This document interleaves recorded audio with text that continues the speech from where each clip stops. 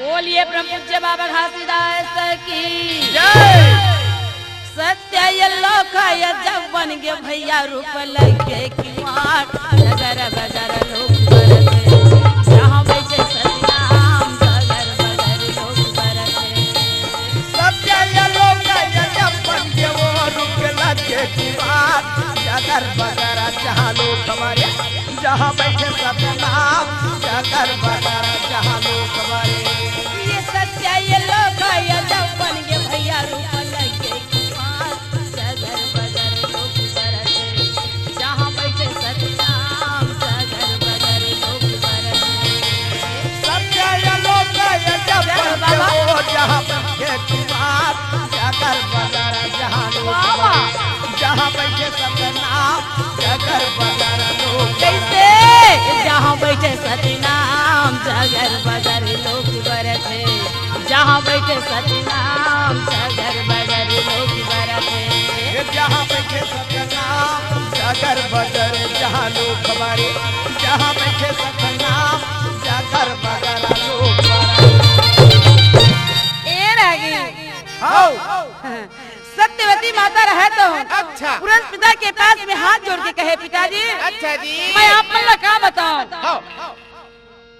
भैया सहाजन सना हाँ जब वहाँ से घिसे वो दिन के मुला चिताए हवे अच्छा। कि दीदी हाँ। मैं मृत लोग के दाई दीदी मन के हाथ से मोर सेवा नहीं करा नहीं कराओ। तय सुन के रूप ला बना के आ जाबे सत्य और है। तोर हाथ से मोर सेवा जतन ला कर देबे की वाह वाह जी तो पिताजी मोला आज्ञा देते तो जाके मैं भैया के सेवा कर आते हैं अच्छा। काबर कि भैया आप धरती में प्रकट होया है होने वाले है कहा देरी करत कोई देरी नहीं सतनाम पिता रहे तो आदेश दे देते आज्ञा दे देते पिता दे देते रागी वाह वाह जी सुना था हाँ ठीक 11:30 बजे रात्रि के समय हो सुन माता के रूप बना करके गा अच्छा। जोधपुरी के बस्ती में रेंगत रहे सत्य है ओके बे वाह वाह। यजी नंगे पावा महागुच्चा ले जावा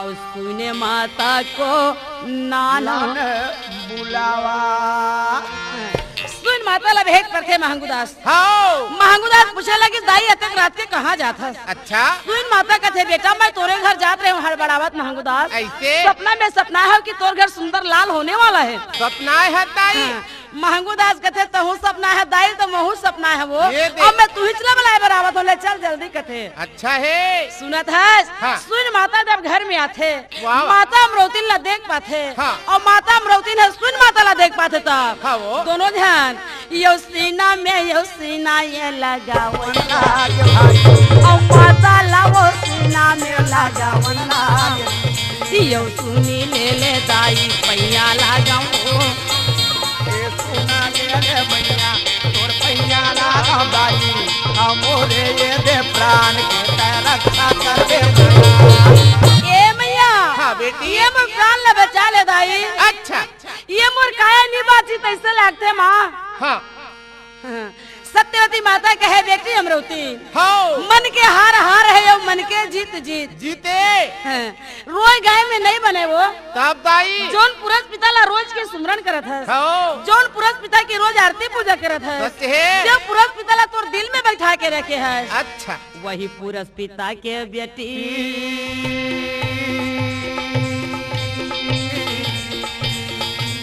वही पुरष पिता के सुमरन कर ले हाँ जी दसों इंद्री ला एक शब्द बना ले वाह वाह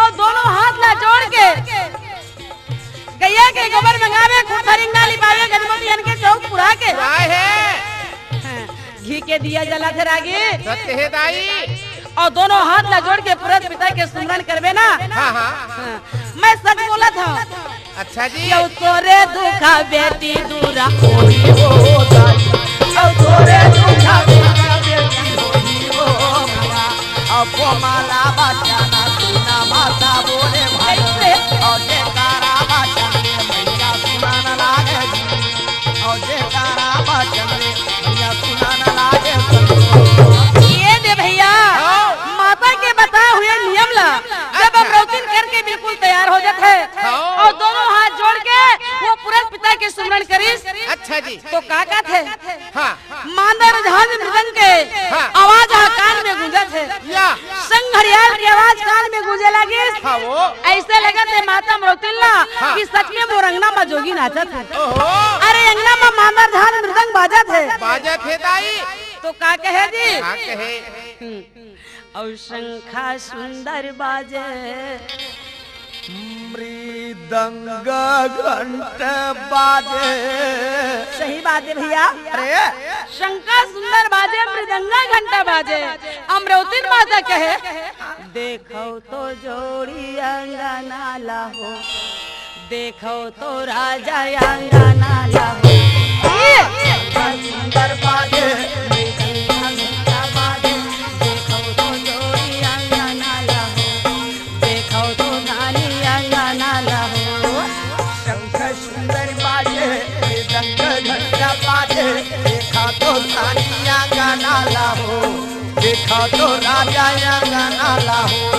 देखो तो जोड़ी अंगना लाहो देखो तो राजा अंगना लाहो देखो तो देख तो जोड़ी स्वामी, अंगना चाह के तो देख। लाहो देखो तो राजा गाना लाहो। कैसे देखो तो जोड़ी अंगना लाहो देखो तो धनी अंगना लाहो कैसे पंखा सुंदर बाजे मृदंगा घंटा बाजे देखो तो जोड़ी अंगना लाहो देखो तो राजा अंगना सुंदर बाजे मृदंगा घंटा बाजे। देखा तो धानिया गाना लाहो देखा तो राजा गाना लाहो।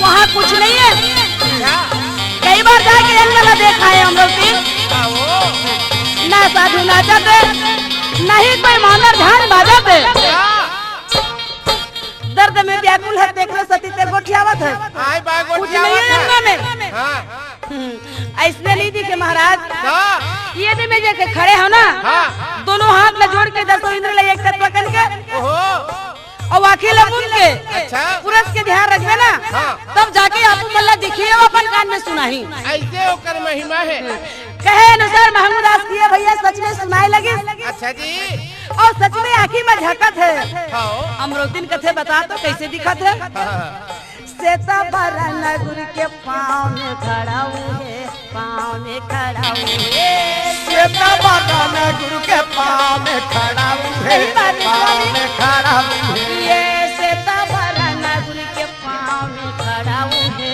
पाँव में खड़ा हुए ओ श्वेता बरन गुरु के पाँव में खड़ा हुए पाँव में खड़ा हुए। ये यंगा में भभूतारा में खंधा में जाने हुए खंधा में जाने हुए ये अंगा में भभूतर में जय हो अमरोती कंधा में जाने हुए ये खंधा में जाने हुए खंधा में जाने हुए कंधा में जाने हुए कंधा में जाने हुए भैया खंधा में जाने हुए खंधा में जाने हुए कंधा में जाने हुए कंधा में जाने हुए। ये आधी रात भागे यमरौतिन माता जागे देखो तो जोड़ी अंगना लाहो देखो तो राजा अंगना लाहो आधी रात जागे अमरावती माता जागे देखा तो धानिया गाना लाओ कैसे तो धानिया जय हो बाबा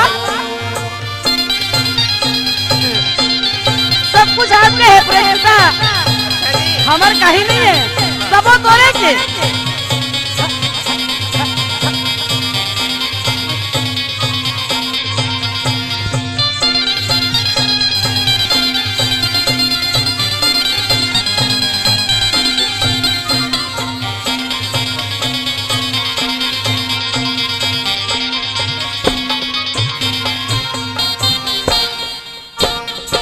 अंधेला उजाला हो गे महागू के घर माँ महागू के घर ओ माँ अंधेला उजाला हो के महागू के घर में वो पुरुष के कृपा से ये अंधेला उजाला हो गे महागू के घर माँ महागू के घर माँ ये अंधेला उजाला हो के महागू के घर में महागू के घर में ये मदर झांझ बाजे बाबा के आंगन में गुरु के आंगन में मदर ध्यान बाजे बाबा के आंगन में कैसे के आंगन में के आंगन में बाबा के आंगन ए भैया बाबा के आंगन में बाबा के आंगन में के आंगन में बाबा के आंगन में ये बाबा के आंगन में के आंगन में ये भागी से जागे सदगुरु दर्शन पागे देखो तो जोड़ी अंगना लाहो देखो तो धनी अंगना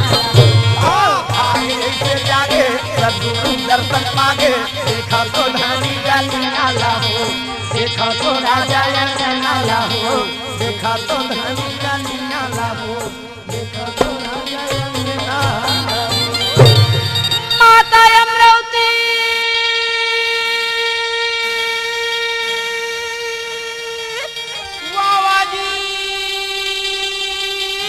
देखो ठीक 12:30 बजे रात्रि के समय भैया इतवार रात के जाती और सोमवार दिन के लगती अगर 12:02 भी हो गए तो सोमवार माने जातेगा। सही बात है। वही रात के ठीक 12:30 बजे रात्रि के समय सतगुरु बाबा के जन्म हो गए। अच्छा। धरती माँ प्रकट हो गए। जी। माता पिता देख के अति आनंद बड़ा खुश हो गए। हो गए भाई। माता देख के बड़ा खुश हो जाते हाँ। तो एमन तीनों के तीनों मिल के बड़ा खुशी मनाए लगे। अच्छा। और सारी दर्द माता के भुला जाते बाबा जी। तो फिर क्या कहतेगा क्या कहे? ए भैया हाजी। सत्यवती माता कहे अमरावती वाह वाह। भाग्य तो हृदय हो गए बेटी सत्य है। तो घर में सदगुरु जन्म लेके आ गए। अच्छा। देख तो कितनी सुंदर दिखत है। हाँ, तो वो। घर अंधियार रहते उजाला हो गए अमरावती। हाँ। माता पिता खुश हो जाते लड़का के रंग रूप ला देख के भैया या। ठीक 12:30 बजे रात्रि के समय बाबा के जन्म होएगा। सत्य बोल है। नाथनाथ बाबा की तो माता पिता खुशी के लहर में आके या। सारा दुख ला भुला के हाँ, वो। सुन माता बड़ा खुशी के लहर में आके तू का गाथे का गावत है दाई? जय जय गुरु बाबा बाजत हवे आनंद बधाई जय जय गुरु बाबा बाजत हवे आनंद बधाई जय जय गुरु बाबा बाजा आनंद बधाई जय जय गुरु बाबा बाजा आनंद बधाई सत्य कहो विश्वास मान ले सत्य कहो विश्वास मान ले सत्य कहो विश्वास मान ले सत्य कहो विश्वास मान ले विश्वास मान विश्वास मान ले विश्वास मान विश्वास मान विश्वास मान विश्वास मान ले विश्वास मान विश्वास मान सब सत्य लिए आओ सारे भाई बाजत आनंद जय हो जय जय गुरु बाबा बाजत आनंद बधाई जय जय गुरु बाबा बाजा आनंद बधाई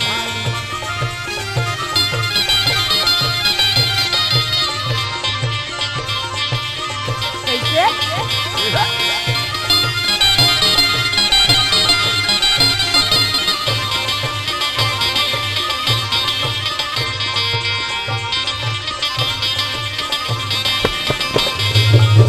चपलन गैया गोबर मंगाए एक कपिलन गैया गोबर मंगाई फूट धरिया सुधर लिपाए पर लिपाई गजमोतियन के चौराए एक गजमतियन के चौपुराए चौक पुराए जी चौक पुराए चौपुरावे जी चौपुराए चौक पुराए जी चौक ये पुराए चौपुरावे जी चौपुराए सब सोने के कलश जलाए भाई बाजत आनंद बधाई जय जय गुरु बाबा बाजत आनंद बधाई जय जय गुरु बाबा बाजा आनंद बधाई जय जय गुरु बाबा बाजा आनंद बधाई जय जय गुरु बाबा बाजा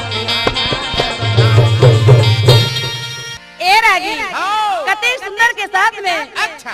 सुन रहता रहे तो माता अमृति लगत है बेटी का कहे दाई शीत लहर हवा चलत है लइका ला बने ओढ़ा के सुवावे अच्छा। कह दे तोर लइका के मैं सेवा जतन ला कर दे दाई लइका ला पोटार के सोया में जात हूं अच्छा बने है दाई माता सत्यवती रहते लोग पूछे और पुरस पिता ला यहाँ की खबर ला बता देते सत्य है और माता पिता महंगुदास और माता अमृति रहते बालक ला लेके घर में सोए भैया अच्छा नींद पड़ गए हो और कुछ समय के बाद में लड़का के नींद जाग गए अच्छा तो लड़का चिल्ला चिल्ला के रोए लगी हाँ। पनिहारी नोनी में पानी भरे बर वही रास्ता में आवत है आवत है दाई दुआरी में पहुँचते महंगुदास के तो लड़का के रोए की आवाज पाते सुनो थे तो पनिहारी नोनी में खड़ा होके का कहते का कहे ये दीदी का होगा का करी लड़का रोते तेला सुन तो ले बहिनी का करी लइका रोथे तेला सुन तो ले का करी लइका रोथे दीदी सुन तो ले का कर लइका रोथे तेरा सुन तो ले बहिनी का कर लइका रोथे तेरा सुन तो दीदी बड़ा सुहावन काकर लइका रोवत हवे बस बस वहा आजे काल के लइका कैसे लागथे हाँ वो बड़ा सुहावन लगत है का करी लइका रोथे दीदी सुन तो वो बहिनी का करी लइका रोथे तेला सुन तो या का करी लइका रोथे बहिनी सुन तो ले या ये दीदी हाँ वो दीदी सुन तो ले वो बहिनी सुन तो ले या का करी लइका रोथे दीदी सुन तो या का करी लइका रोथे बहिनी सुन तो या का कर लइका रोथे तेरा का कर लइका रोथे तेरा काकर लइका रोथे दीदी ऐसने हमन सबो के सबो गोठियाइस हाँ वो काकर लइका कहता या महंगूदास घर तो आवत है आवाज है हो सकते हम रौतिन के नवा मेहमान तो नहीं आगे कोई आगे कैसे लागत है हाँ तब वो मन है तो यहाँ गहरा नींद में सुते है लइका रोवत है तेकरो चेतनी चल तो जाग जगा देता चल दीदी चल जम्मू पनिहारी रह दी दुआरी में जाके कहते बाबा ए बाबा महंगूदास नहीं सुनत का बाबा वो लड़का मन के आवाज ला सुन के महंगूदास रहते हैं धारा पकड़ा उठ या आ उठ के दरवाजा खोले दरवाजा खोल दी दरवाजा ला खोली तो जम्मू पनिहारी नोनी में कहते आओ नोनी हो आओ भीतरी में कहते अच्छा जी अमरौती ला जगाइस हाँ। अमरौती बालक ला लेके पनिहारी नोनी मन ला दे दिस या पनिहारी मन लड़का ला धरते बड़ा खुश हो जाते तो हो गए वही दिन वो पनिहारी मन कहते अमरौती ला बहिनी हाँ बहुत दिन के हम सोचे रहे का सोचे रहे वो हाँ, जब अमरौती के गुड्डू हो जाही ना हाँ तो हम मगन होके मंगल गा लेते सोहर गीत गा लेते आज हमारा सपना साकार हो गई दीदी मैं तोला नाम जो खुशी में गाना सुनावत हूँ अच्छा ले दीदी सुनाओ तो खुशी के साथ में पनिहारी मन कैसे गावत है का गावत है दीदी अमरौती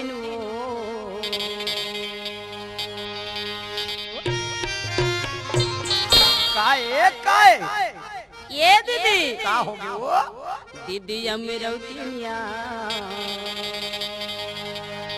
काय तो कहा था का बातें दीदी गो की मंगल सोहर गाती दीदी गो की मंगल सोहर गाती दीदी अमरौती वो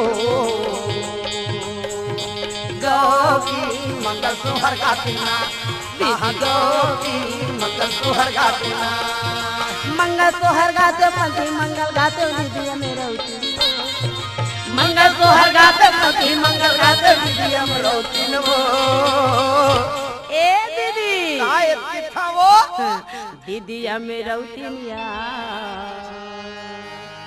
गो की मंगल सोहर गाती दीदी गो की मंगल सोहर गाती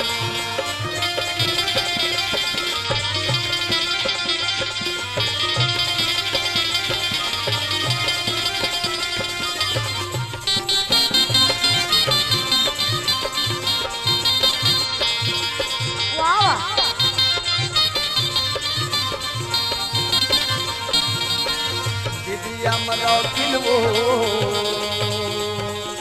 गौ की मंगल सोहर गातिना गौ की मंगल सोहर गातिना ए दे भैया हो सब पनिहारी नूनी मन अंगना में बने लइका ला पा के चुबिस हाँ जी। और मगन हो के नाचिस नाची और अमरावती लगत है ये दे दीदी ये गुड्डू लते धर हाँ और हमन पानी भरे बर जा धर काम बूता हमन मन के करे लागी जम्मू काम हमारे हवे मारे है हमर काम बूता हो जाई ना तो हम आऊ आवत पर गुड्डू पाए बर कथे अच्छा बात है बड़ सुंदर के लागत है दीदी हाँ। और बेटा तो हमन ला छोड़े के मन नहीं लागत लेकिन का करबे हाँ रोज आ जाए करूँ दीदी हो ये दे भैया पनिहारी नुनी मन चल दिस हाँ और माता अमरावती ने अपन गुड्डू ला गोदी में ले है और बाबा महंगू दास बैठे हैं अच्छा। और दोनों जन विचार लगाई अमरावती हमार तो बुढ़त काल के लइका है लइका है हमार घर कोनो दिन फूल फूले नहीं रही हाँ आज सतगुरु के कृपा से हमार घर है उजाला हो गया अमरावती उजाला हो गया तब तो हम हलवा झलवा छठी नहीं मना तो कतेक सुंदर अच्छा हम छठी मनाबो अमरावती हाँ तो लिखा चाहे हमार घर रहा चाहे धन जाए हाँ लिखा पत्रिका ना हो फिर का करे जी का करे आज लिखी पत्रिका और निमंत्रण भेजावा और सगा संबंधी को नान बुलावा वो चिट्ठी में का लिखा जानता है आज 5 दिन और छठी आई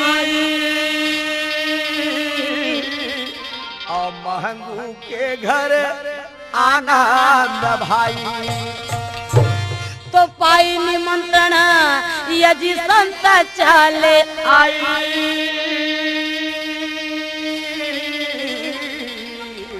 और भांति भांति आसन बैठाई सही बात है भैया जब पत्रिका लिखे बर शुरू करते पत्रिका लिखते कि 5 दिन के बाद में छठी आई सोमवार के दिन में जन्म हो सवे अब गिन लेवा कि 5वां दिन कौन सा दिन पड़त है ऐसे वो चिट्ठी में लिखा रहा है सगा सोदर ला दाई दीदी भाई बहनी ला काकी ला मामी ला दीदी ला भाटो ला सब ला निमंत्रण दी और 5वां दिन में बाबा महमूदास के घर में फिर कैसे सगा सब निमन पहुँचे है कैसे वो दीदिया है भाटो आहे काकी आहे काका आहे जबका भी परिवार है सब आहे नगर निवासी बस्ती वाले मना है जंगल के साधु संत मन भी आहे अपन रूप ला बदल के वो देवता मन फिर कैसे चलत है गिरौदपुरी चलो जाबो जी गिरौदपुरी चलो जाओ गिरौदपुरी चलो जाबो जी गिरौदपुरी चलो जाबो गिरौदपुरी चलो जाबो गा गिरौदपुरी चलो जाओ गिरौदपुरी चलो जाबो जी गिरौदपुरी चलो जाबो 33 कोटि देवता मन छठी के दिन अच्छा एक दूसरे से चर्चा होके कहते भैया हमू जाबो वो कहते हमू जाबो अरे वो कहते हमू जाबो काबर जहाँ सतगुरु लिए अवतार गिरौदपुरी चलो जाबो जहाँ सतगुरु लिए अवतार गिरौदपुरी चलो जाबो जहाँ सतगुरु लिए अवतार गिरौदपुरी चलो कैसे जाबो जहाँ सतगुरु लिए अवतार गिरौदपुरी चलो जाबो ए दे चलो भैया हो ले चलो का कथे अच्छा सबके सब आए लगी सरागी सत्य है और देवता मन गगन से सदगुरु के दर्शन पा करके फूल की वर्षा करे लगी साधु संत महात्मा सब आए बड़े बड़े पंडित मन अपन वेद ला धर के आए कि महंगू दास हमला कही तो कर लेका के नाम ला विचार के रख दे अति आनंद से और सबके सभा के कोनो मंगल गावे कोनो पंथी गावे कोनो नाचत है कोनो सोहर गावे लेकिन बाबा महंगूदास जेकर रास्ता देखत रहे तो नहीं आ रहे नहीं आ रहा है वो ठीक 4 बजे के समय अच्छा सतनाम भी जाएगा बाबा वही महमूदास के घर पर आवत लोग ला उतर के आए लगी या। दुरियाला महमूदास देख करके तो नंगे पाँव महंगू चले जावा यो सतपुरस को बुलावा तो चरण धोई चरय मरी तलीना और सुभयासन गुरु को बैठा कदीना और आसन में बिठा करके चरण धो के चरणामृत लेगा। अच्छा जी। बचत अमृत ला भवन में छिटाई, बालक लालान के गोदी में दे दी। एक दूसर के रंग रूप ला बालक मन चिन्हे लगी, देखे लगी। अच्छा। पूरे पिता ला देख के बालक मन ही मन मुस्काए लगी। वाह वाह वाह। धन्य है बेटा ते सबके नाम ला उजागर करवेगा, वाह वाह जी। और सत्य के नाम लते दुनिया में जागृत करवे के पूरा पिता या आशीर्वाद देवत हवे। भाई ओ समय महंगुदास कहे बाबा मैं हाँ। नाम उमला नहीं धरे ऐसे काबर की मैं तो रास्ता देखत रहे जब बाबा यही तो बाबा के विचार सही नाम रखिया। सही बात है, बने करे। आपे मन बता देवा लड़का के नाम ला का रखबो। ऐसे सतनाम पिता रहे तो बाबा महंगुदास के बात ला सुन करके अच्छा जी। वो पिता के नाम लेकर के ओहो जमीन में तीर रेखा खींची सत्य है। और तीर रेखा खींच के कहे महंगुदास क्या हो गए और बाबा? बेटा के नाम ला मैं घासी रखा था। अच्छा घासी हाँ। हाँ हाँ महंगुदास ये घासी नाम पर आगे पीछे तय सोचबे मत, बहुत सुंदर नाम है। घा के मतलब घट घट में वास करने वाले है। सी के मतलब शांत प्रदाय करने वाला है। शीतलता प्रदान करने वाला है महंगुदास। जेठ बैसाख के महीना में राही रास्ता चलत रही, ओला पानी नहीं मिले, छाया नहीं मिले तो ओकर आत्मा तड़फत रही थी। तड़फत रहे थे। अगर पानी मिल जाते रास्ता में, कोई वृक्ष के छाया मिल जाते, हरा हरा घास मिल जाते, नदिया नरवा मिल जाते, पानी ला पी के ओकर आत्मा ला बड़ा शांति हो जाती। शांति मिलते बेटा। उसी प्रकार ये कलयुग के मानव मन, यहाँ के मृत लोग के रहने वाले प्राणी मन सत्य है। और बेटा के नाम लली महंगुदास जरूर ओकर आत्मा के दुख दूर होही, दूर होही। जरूर ओकर आत्मा भटकत रही तो उन्हें शांति मिली। अच्छा। अधिक शक्ति है घासीदास के नाम में महंगुदास। जय हो बाबा। जय ऐसे हो। पिताजी तो मैं घासी ही नाम रखूं, अब दूसरा नाम नहीं रखूं। अच्छा जी। घासीदास नाम रख देते भैया। हो। साथ में महंगुदास कहे जन्म कुंडली बता दे पिताजी। या फिर जन्म कुंडली ला कैसे बतावत है? कैसे बतावत है दाई? सुनत है। हो। जय हो बाबा मोर महंगुदास, घासीदास जनाम है और घर बाजा खावे नाम के निशान, शांत जान मगान है। जहाँ एक कबिना न एक रात ये सब जनता पड़े, जहाँ उड़ा थावे गोटी गुलाल नाम के सौदा लागे। यह चतुरा ना चतुरा सौदा करही, पूरा कपस चाई रहे और घर बाजा खावे नाम के निशान, शांत जान मगान है। जय हो बाबा महंगुदास, घासीदास जनाम भाई तोर घर बाजा खावे नाम के निशान, शांत जान मगान भाई।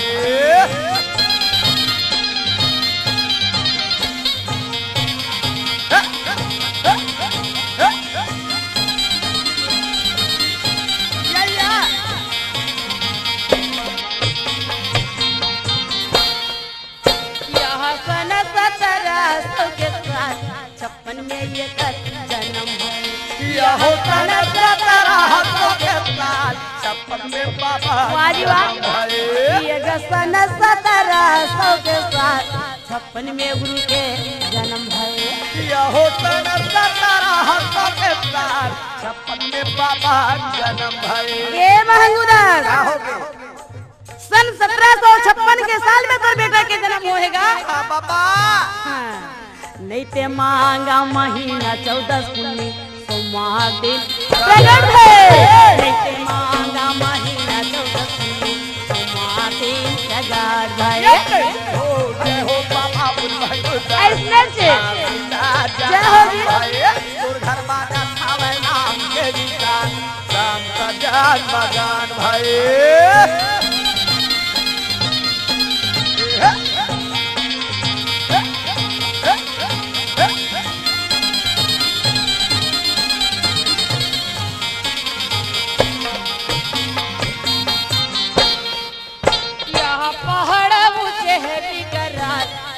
हर बाबा जहाँ पहाड़ उठे है बिकरार, वही मेरे बाबा का प्राण लागे।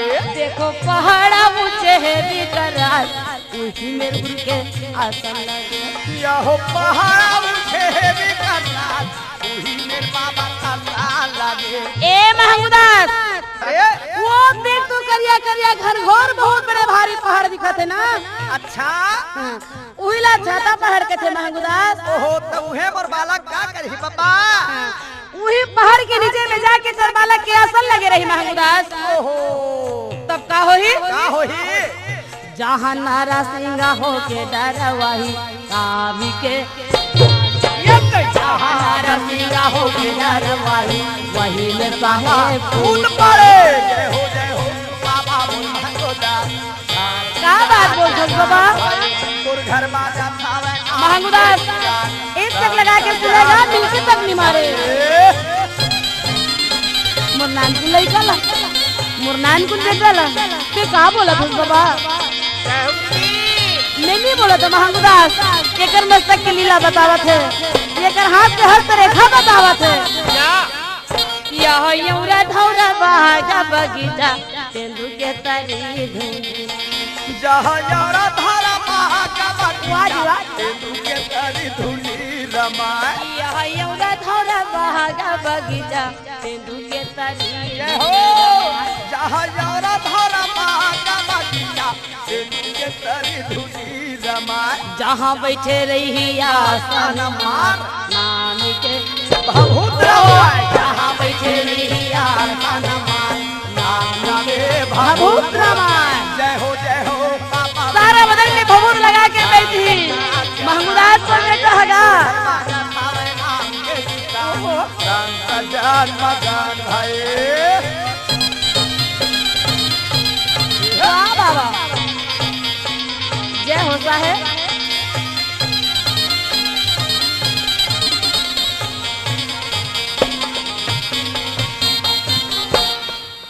यहाँ गंगा जमुना वो तेरा बेरी चरण कुंड में आई मिले। यहाँ गंगा यमुना होती रही चरण कुंड में आई मिले। ये दे गंगा जमुना तेरा बेरी चरण कुंड में आई मिले। यह गंगा यमुना होती रही चरण कुंड में सुन तो महंगुदास आई। बाबा गंगा जमुना त्रिवेणी यार के चरण कुंड में मिलेगा। अरे वही जगह एक दिन नाम के मेला लगी। अरे हजारों पब्लिक संत वहाँ दर्शन करे बराही। और वही चरण कुंड के पानी से सब संता जाना करही स्नान निर्मला होकर आया बने। सब संता जाना करही स्नान निर्मला होकर आया बने। जय हो बाबा महंगुदास देव का कही रहा तो ध्यान लगा के सुना दे।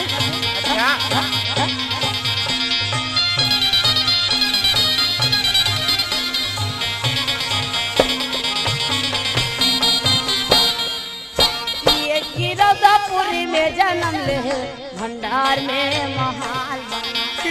गिरदापुरी में जन्म ले भंडार में महाल बना। ए महमूदास बाबा तय कहा होवे कि मोर बेटा गिरोध में जन्म ले तो गिरोध में ही महल बना के रही। ऐसा सोचत रहे लेकिन नहीं महमूदास। अच्छा ये तो गिरदापुरी में जन्म ले भंडार में महाल बना। गिरदापुरी में जन्म धरे भंडार में महल बना है बाबा। हाँ अब का करही? जहाँ जोड़ा जाता खंभा लगा रही सीत के झंडा लहरा। जहाँ जोड़ा जाता खंभा लगा रही सीत के झंडा लहरा। जय हो बाबा महंगुदास नाम भाई। तोर घर बाजा थावे नाम के निशान संत जान मगन भाई। यहाँ ये थावे गोटी गुलाल नाम के सदा लगे। बोल घाटदास बाबा की सुन डरे महमूदास। अति शक्तिशाली है तोर बेटा है। अच्छा जी अति विद्वान है तोर बेटा है। हाँ बाबा कन में तोला बात बताना वो कहा एक हस्त रेखा में लिखा मैं है। अपन मन के नहीं गढ़े हूँ कहा। मैं अपन मर्जी से नहीं कहा था महमूदास। सच बात है बाबा। बाबा महमूदास की मिल्की मारना बंद हो गए।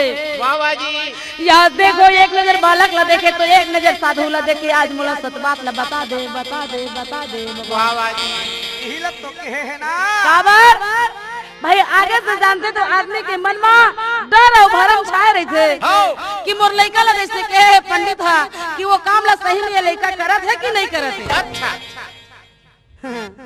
बड़ा खुश हो जाते। ठीक है बाबा, अब कर्म में लिखा है, चल हम क्या करेंगे। कोई नहीं टार सके। काबर कि माता पिता जन्म लेते थे कर्म ला नहीं दे, अरे कर्म ला तो अपन हाथ में बनाए लाते और बन के आतेगा। अच्छा आशीर्वाद देते। सतनाम पिता कहे मांगूदास चिंता करे के कोई बात नहीं बेटा, तोर नाम जगह ही जोड़ा खाम गड़ा ही।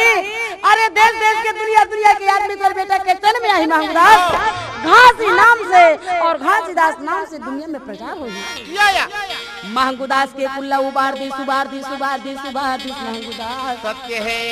चिंता करे के कोई बात नहीं है। ओहो सारा बात ला पुरुष पिता बताते। अच्छा। अब भोजन पान करे के बाद में कथे में जात हूँ बेटा, या यदि मैं जात हूँ ऐसे सतनाम पिता के पास में मांगूदास कथे हुआ खाए पिए हो बाबा और जात हो के लकत है कर रहेगा था। दान दक्षिणा ना तो ले ला।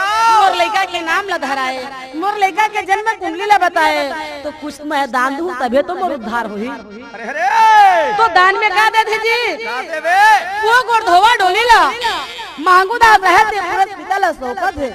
एला दान में मैं तोला दे हम बाबा ले जा। 5 काठा के गोड़धोवा डोली है। हाँ भैया, ये जमीन के दान, ये भूमि के दान ला सुन के पुरुष पिता कहे वाह बहुत सुंदर दान करे बल से गए मांगूदास। अच्छा काबर बाबा साधु संत हा, ये ऋषि मुनि हा, ये महात्मा मन हा, जोगी सन्यासी मन दान दक्षिणा ला काय करेगा। भूमि के दान ला का करही। सुन मैं बता दो काबर ते नहीं जानस मांगूदास, बिल्कुल अड़हत हवस। का करबे बाबा पढ़े लिखे नहीं होगा। झंडे ना दान भूमि के महंगू बाबा, झंडे ना दान भूमि के, झंडे ना दान भूमि के महंगू बाबा, झंडे ना दान भूमि के, झंडे ना दान भूमि के महंगू बाबा, झंडे ना दान भूमि के, झंडे दे दान भूमि के महंगू बाबा, झंडे दे दान भूमि के। रमता जोगी बहता पानिया, रमता जोगी बहता पानिया, नोहाऊं की जगह के। सुना था का बातें बता तो बाबा। झंडे बेदान भूमि के गा मांगू, झंडे बेदान भूमि के, झंडे बेदान भूमि के गा बेटा, झंडे बेदान भूमि के। रमता योगी बहता पानिया, रमता योगी बहता पानिया, नोहा एक जगह के, एक जगह के रहिया नो हो बेटा। झंडे बेदान भूमि के महंगू बाबा, झंडे बेदान भूमि के, झंडे बेदान भूमि के महंगू बाबा, झंडे बेदान भूमि के।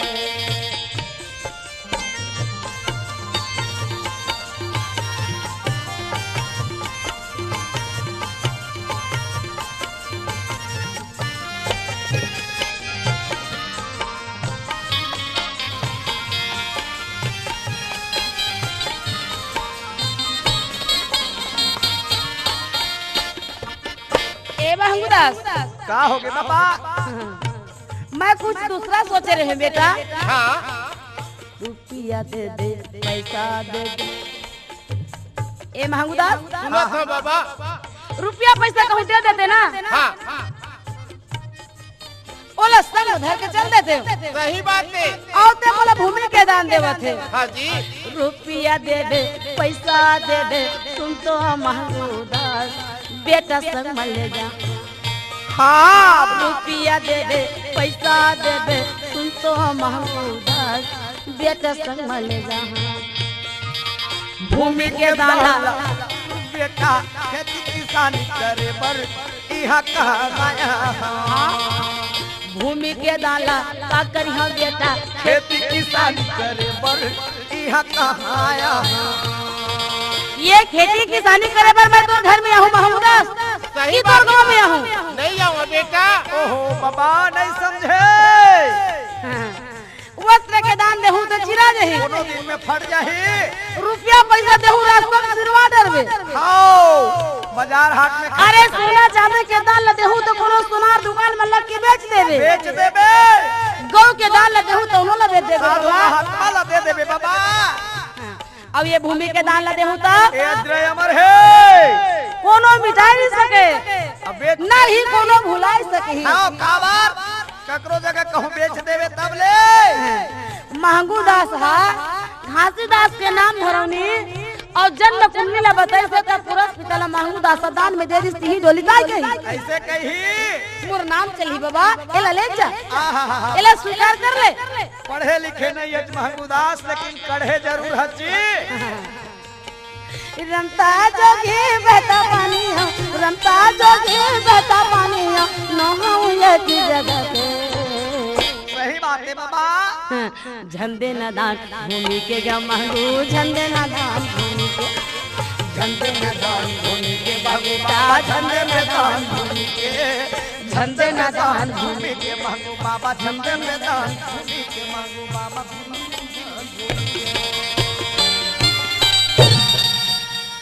वाह वाह। नहीं बेटा मैं एला स्वीकार नहीं करो, एला लेगा नहीं मैं का करूं। अच्छा सारा बाप ला जब महंगू दास के थे ना हाँ काबर कि आपे ऐसे बड़े बड़े महात्मा पुरुष बन के थो, का मुंह से निकले हुए जुबान अच्छा और तीर से निकले हुए कमान हाँ वापस नहीं होए के थस। हाँ महू कहे हम कि तोला दे डरे कह के हाँ त कैसे वापस होई। नहीं हुए बाबा तो ना ले चले पर ही। अच्छा ठीक है मांगूदास मैं एला स्वीकार कर ले, अब तो खुश हस ना। हाँ बाबा लेकिन आओ तोर जिंदगी में अच्छा आओ तोर भविष्य में आओ कोनो साधु संतला तय भूमि के दान मत देबे। अच्छा बाबा बोला दे देश के हाँ सतनाम पिता हा ये आशीर्वाद देकर के यार देख तो आगे की ओर जावे भैया। और ये तरफ महंगू बाबा ब्राह्मण देवता मल्ला जैसन बने तैसन साधु महात्मा ला दान दक्षिणा करे। आओ मरार गोपाल वो खेत के बारे में बता देते हैं, ये खेत के बाहर तोला लागे बेटा ये में जात हो कह के। अच्छा अब बाबा महंगूदास रहते हैगा हाँ जक्का सगा सोदर आते मल्ला हाँ। मीठा मीठा रोटी पूरी खिलाए लगे। बाबा जी अच्छा दाल भात आलू के साथ जो भी चीज बना है बाबा महमूदास के घर में खुशी के लहर में भैया हाँ। 38 भोजन 56 प्रकार के व्यंजन बनाएगा हाँ। और मगन के साथ में नगर निवासी ला खिलाए लगे। अच्छा जी रुपया पैसा सोना चांदी हीरा मोती लड़का ला छठी के उपलक्ष्य में धरावत है अरे जेकर और बड़ा सुंदर के साथ में खुशी मनाए लगे है जी। और छठी मना के सब अपने अपने घर में जाए लगे। बोल घासदास